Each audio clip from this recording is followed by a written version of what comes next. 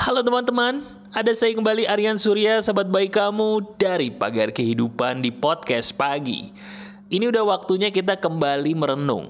Betul, merenungnya tapi bukan dengan cara kita meratapi nasib kenapa diri saya bisa begini. Bukan, tapi dengan mendengarkan kisah seru. Udah hari Senin atau hari apapun kamu menonton video ini, udah waktunya sekarang kamu ditunjukkan oleh Tuhan sebuah kisah yang bisa kembali menginspirasi kamu. Bagaimanapun keadaan kamu, yuk semangatkan dulu diri kita, buka telinga dan buka hati. Udah waktunya kita dengarkan cerita Quora.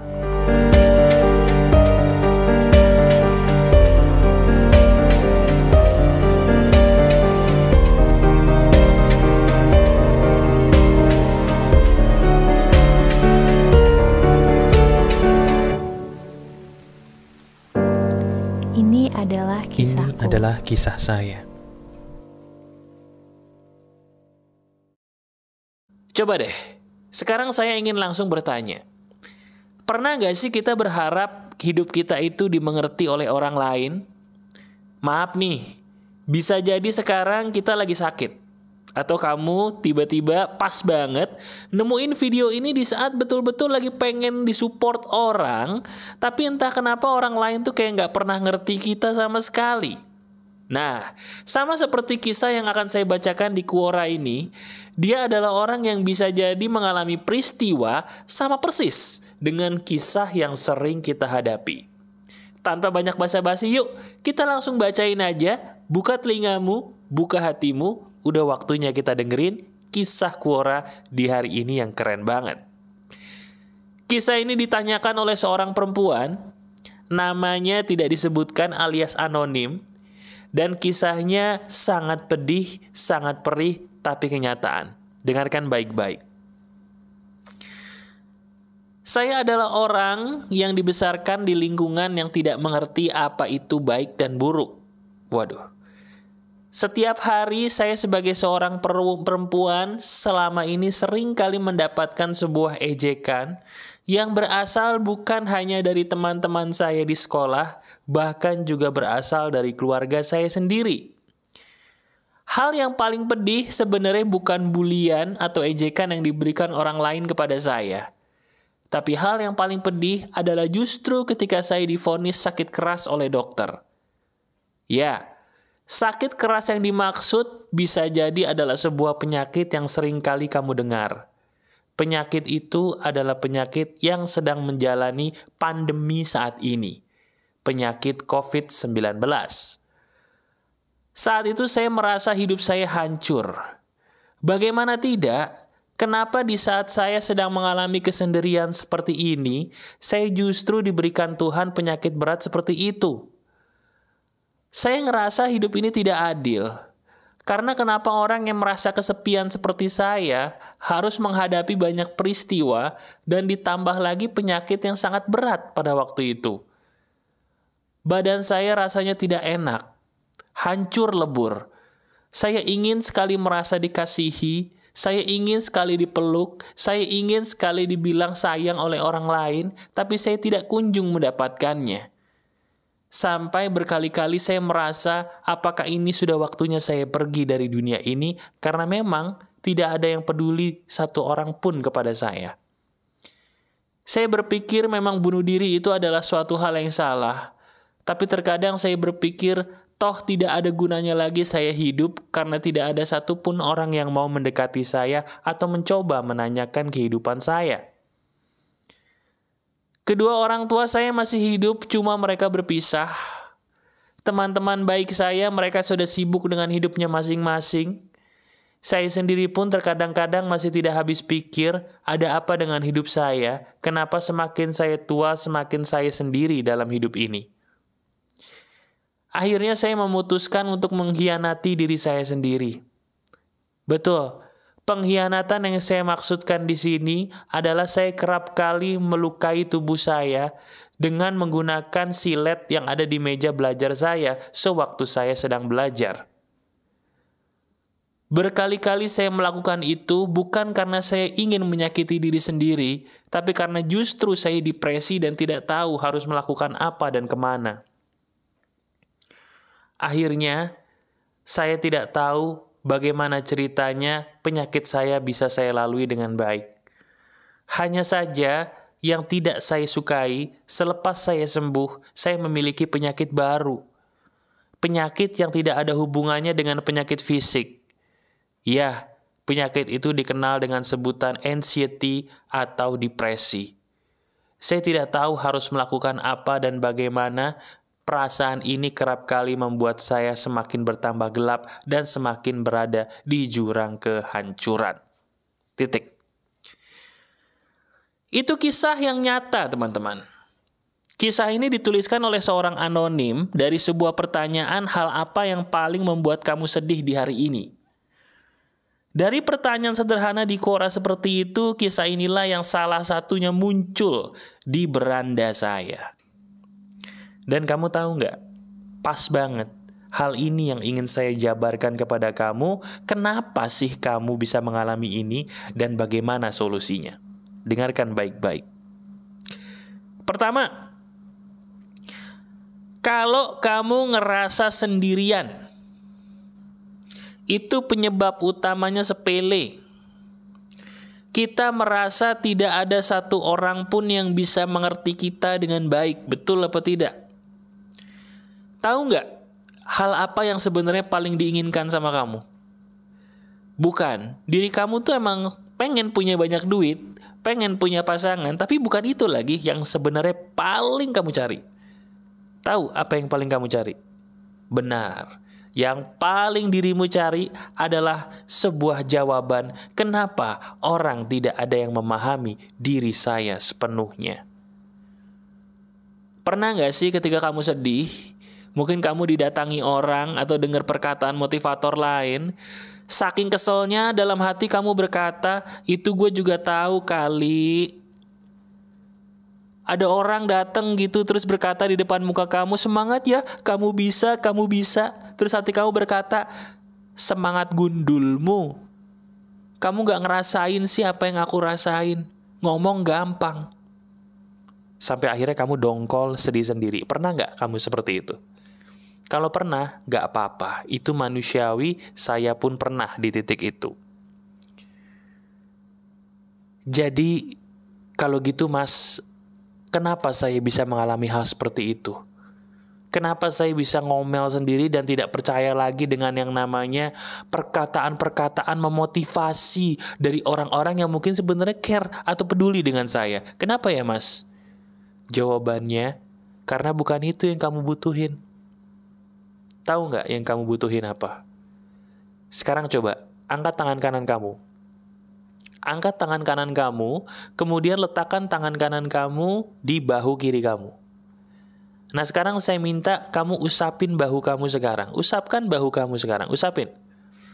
Nah, sekarang coba katakan kepada saya dari dalam hati. Ketika diri kamu mengusap tubuhmu sendiri, apa yang kamu rasakan secara mendalam?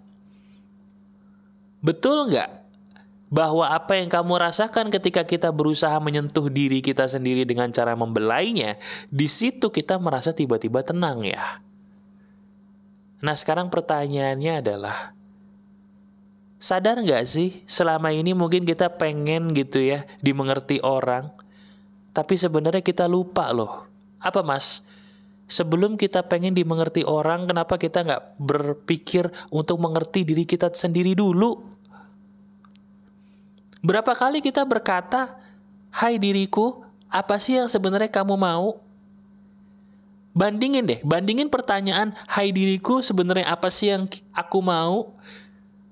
Bandingin dengan pertanyaan, bro, lu lagi mau apa? Atau sayang, kamu lagi mau apa? Banyakan mana? Kalau secara jujur, kita tuh lebih banyak ngurusin orang daripada ngurusin diri sendiri. Betul apa tidak? Betul gak? Kita lebih banyak mikirin orang daripada mikirin diri kita sendiri, tubuh kita sendiri. Nah sekarang logikanya, kita kan nungguin orang lain yang ngerti kita capek. Kenapa kita gak mikir bahwa menurut logika sederhana, yang paling tahu diri kita itu siapa? Bukan orang lain. Siapa? Diri kita sendiri lagi. Betul gak sih? Sekarang coba lihat diri kita. Betul nggak? Yang paling tahu kita nih, tubuh kita ya cuman kita sendiri. Itulah sebabnya kadang-kadang kita tuh nggak bisa dibilangin orang. Kita tuh nggak mempan disuruh-suruh orang. Kita tuh bukannya nggak menghargai mereka, enggak ya. Tapi kita tahu bahwa bukan itu kali yang gue butuh, bukan itu lagi yang aku butuhkan. Nah, sekarang gini. Penulis tadi, dia menjadi seperti itu karena pola pikirnya salah. Dia berpikir hidup itu harus bergantung sama orang, sama seperti kamu. Sekarang saya minta kamu ganti pola pikirnya. Kamera kehidupan kamu, sudut pandangnya diganti. Dari yang tadinya kamu ngeker orang lain, nungguin orang lain untuk berbuat baik sama kamu, diganti ya sudut pandangnya. Jadi sudut pandangnya dirubah kepada kamu. Jangan menunggu orang lain membahagiakan kamu. Tapi sekarang juga cari banyak hal yang bisa membuat kamu bahagia dengan dirimu sendiri. Saya ulangi ya. Sekarang cari banyak hal yang bisa membuat dirimu bahagia dengan dirimu sendiri. Ada mas, banyak. Cuman selama ini karena kita nggak pernah nanya kepada tubuh kita, diri kita, jadinya nggak ketemu. Coba sekarang dicoba, dites, ayo. Tanya diri kamu, apa yang saat ini bisa membuat kamu bahagia dalam sekejap? Tuh kan, tiba-tiba muncul tuh banyak. Mungkin kalau perempuan sekedar kita nguteksin kuku aja udah happy mas. Atau mungkin kamu yang laki-laki, ya mas, sekedar saya mungkin ya minum-minum teh doang sambil ngeliat langit. Atau mungkin menghisap rokok bagi perokok gitu sambil ngeliat langit udah happy mas. Atau mungkin diri kamu sekedar nonton Pagar Kehidupan, video-video yang lain udah happy. Nonton channel YouTube lain yang bikin kamu ketawa, bikin happy. Lakukan. Pola pikirnya diganti. Bukan kita menunggu orang lain untuk ngebahagiain kita, tapi kita tunggu nih, diri kita mau ngelakuin apa ya supaya kita sendiri bahagia. Itu yang kita tunggu. Ada bedanya nggak mas? Ada. Hasilnya lebih cepat dan hasilnya lebih pasti. Kenapa? Karena yang kita tunggu adalah diri kita sendiri, bukan orang lain. Logis? Logis sampai di sini? Nah itulah yang sayangnya penulis cerita ini nggak tahu. Sama seperti kamu. Selama ini sering banget ngelukain diri sendiri. Kenapa sih? Kasian loh badan kita. Kasian loh tubuh kita. Sadar nggak? Nah sekarang, ayo. Bagian ini kamu sudah tahu kesalahanmu adalah pola pikir yang tersesat. Sekarang rubah pola pikirmu dengan apa yang saya katakan tadi dan coba deh lihat hasilnya. Itu yang pertama. Nah yang kedua, mas, tadi dia juga bingung. Di cerita ini dia berkata, ada apa sih dengan saya? Kenapa kok semakin lama orang-orang itu kayaknya semakin menghilang dari diri saya? Apakah ada yang salah dengan saya? Coba, ini pertanyaan unik nih. Saya mau tanya sama kamu. Pernah nggak sih seumur hidup kamu sadar? Entah kenapa, kok aneh ya mas? Semakin lama, semakin saya tambah tua, semakin saya tambah dewasa mungkin. Orang-orang tuh banyaknya semakin pergi dari hidup saya. Padahal saya nggak ngerasa punya salah apa-apa. Tapi kok kayaknya kesepian itu mengejar-ngejar saya gitu loh mas. Pernah nggak kamu mengalami hal seperti itu? Atau jangan-jangan sedang mengalami? Nah jawabannya gini. Manusia itu sebenarnya terlahir sendiri dan akan pergi sendiri. Saya ulangi perkataan saya, ini fakta ya. Ini nggak bisa kita tolak lagi, nggak bisa dipungkiri bahwa ini kenyataan yang terjadi di depan mata kita. Renungkan. Sebenarnya kita manusia nih terlahir sendiri dan akan pergi dari dunia ini pun sendiri. Tidak peduli sebanyak apapun teman kita, suatu saat mereka cepat atau lambat akan pergi sampai kita tinggal seorang diri. Betul apa tidak? Coba lihat. Lihat kakek nenek kita.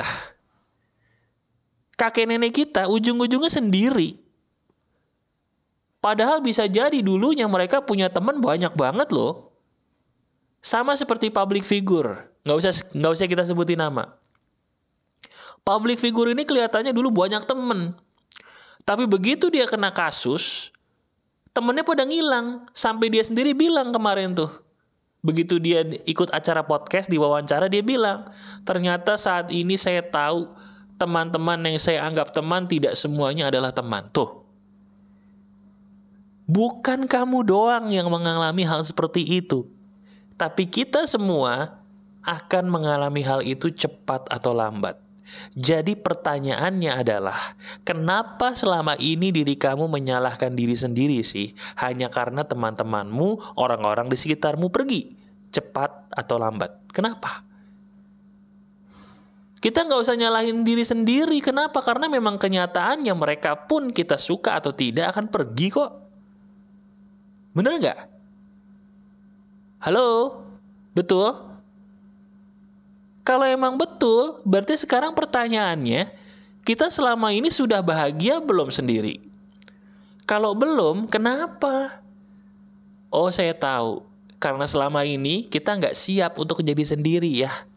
Kita selalu berpikir hidup itu harus selalu dengan orang lain, harus rame terus ya. Saya bangunin kamu dulu ya. Saya sadarin diri kamu dulu, bangun. Sadar, kenyataan tidak seperti itu. Kenyataannya adalah, mulai saat ini tidak peduli sebanyak apapun orang di sekitarmu, latihan untuk berbahagia sendiri.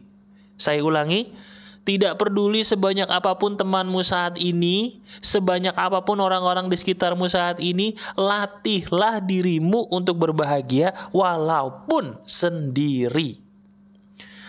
Jadi kalau selama ini kamu bahagianya sama teman terus, coba deh kamu cari me time atau waktu sendiri. Cari hal apa yang bisa bikin kamu happy ketika sendirian. Sehingga ketika suatu saat nanti saat itu datang, di mana orang-orang pada pergi, kamu udah siap. Kamu cuman berkata, oh iya ya, untung dulu saya ketemu video Pagar Kehidupan cerita Quora yang itu tuh. Gara-gara itu saya jadi siap dulu untuk bahagia sendirian. Sehingga ketika saya sendirian, saya nggak nangis, saya nggak depresi, saya nggak sedih. Tapi saya udah bahagia. Kenapa? Udah terbiasa dari dulu. Itu loh. Itu yang harusnya kamu lakukan. Itu yang harusnya kita kerjakan. Logis gak? Logis gak? Logis kan? Nah sekarang coba, Tuhan tuh kurang baik apa lagi sama kita? Diri kamu tiba-tiba ditunjukkan video ini yang kurang lebih pas ya sama hidup kamu gitu. Atau mungkin pernah kamu alami mungkin, sehingga kamu berkata, kok lagi-lagi video Pagar Kehidupan tepat banget nih sama saya. Ya udah, bersyukurlah kepada Tuhan karena diri kamu bisa menemukan video ini. Dan saya minta tolong cuma 2. Apa mas? Klik jempol ke atasnya, tombol sukanya kamu klik supaya video ini bisa menyebar, dan sebarkan video Pagar Kehidupan yang ini kepada teman-teman kamu dimanapun. Supaya mereka tahu, karena bisa jadi loh, di antara mereka ada yang dikit lagi bunuh diri. Dengan adanya video ini, mereka ketolong, kamu dapat berkah, kamu dapat pahala besar, karma baikmu besar. Coba deh kalau nggak percaya. Banyak orang di luar sana berada di posisi yang saya ceritakan tadi sama seperti kamu. Diri kamu bisa ketolong nggak? Kalau diri kamu bisa ketolong karena video ini, mereka pun bisa. Tolong mereka sebelum terlambat. Itulah gunanya kamu sebagai sahabat saya di Pagar Kehidupan. Masih ada saya, Aryan Surya, sahabat baik kamu selalu dari Pagar Kehidupan. Selalu tetap keep the spirit, keep sharing, and keep loving. Bye-bye. Ini adalah kisahku. Ini adalah kisah saya.